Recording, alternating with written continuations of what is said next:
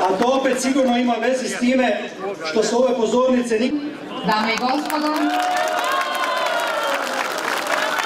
uvaženi gošće i gosti, ja vas najsrdačnije pozdravljam u ime Krapinsko-zagorske županije.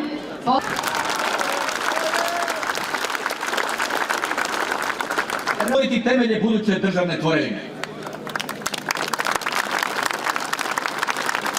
Zato poslušajmo odu Avnoju. Livu sopranisicu Barbaru Otman.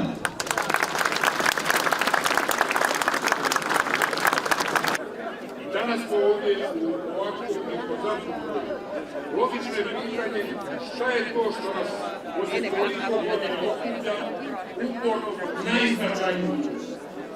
Za cilj je predsjednik Srbljaničke stranke naši koncept. Osnovni takav ide zemlje i političkog građana udarili u temelju industrializacije, napravili sreće razvoja u Zagrebu. Prošlost je bila takva kakva, ali ispoštovanje, pa i budućnost bismo, nažalost, veoma zabrinuti.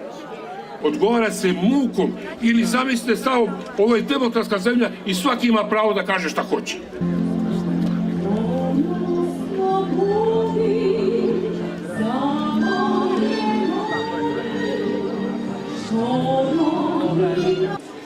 Što se danas nudi mladima?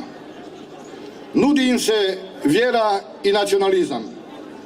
Nude im se, nakon završetka škola, burze, nezaposlenost ili nesigurna zaposlenost uz minimalnu plaću ili bez nje. Jednom riječju, nudi im se perspektiva bez perspektive. Tito je bio cijenjen, poštovan u svijetu i uvijek kada se govorilo i kad se govori u svijetu, nije nam dosta i neće biti dosta dok stvari ne budu za sva vremena postavljena na svoje mjesto. A to znači, na kraju uvijek pobjedit će i ovaj put. Nemate ovako, onda vam bude poslalo. Poslalo vam budem žiro račun.